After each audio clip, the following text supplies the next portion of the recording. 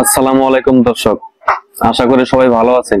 দর্শক, আমরা তো অনেক মোড়ের নাম শুনেছি, অনেক বাজারের নামও শুনেছি। আজকে এমন এক বাজারে এসেছি যে নামটি এর আগে কখনো শুনিনি। এটার নাম হলো ঘোড়ার মোড়। নামটি সত্যিই আধ্যাত্মিক। আজকে এই ভিডিওতে আপনাদেরকে জানাবো এই মোড়ের নাম ঘোড়ার মোড় কোথা থেকে আসলো এবং কিভাবে আসলো।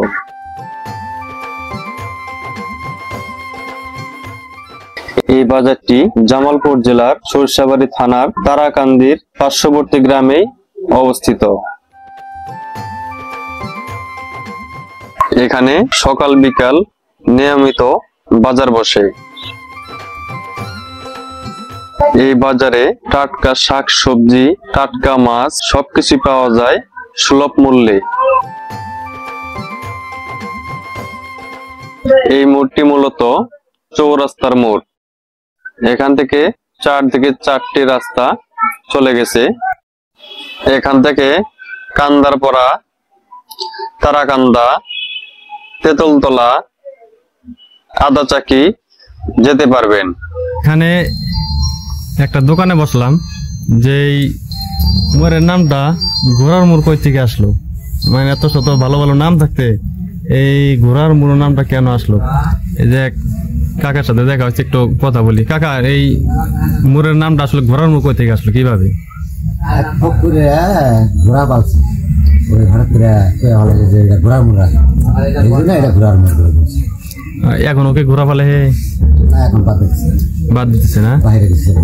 তো এই নামটা তো এখন আর মনে হয় যে মুসপনা মুসলনা সম্ভব না, এটা ভাইরাল হয়ে গেছে। নাম অনেক ভালো লেগেছে, এটার মোশানো সম্ভব না। তো এই একাই পালতো নাকি আরো কেউ পালতো? অনেকেই পালতো আর কি এলাকায় ঘোড়া। 8-10টা ঘোড়া ছিল। আচ্ছা, ঠিক আছে।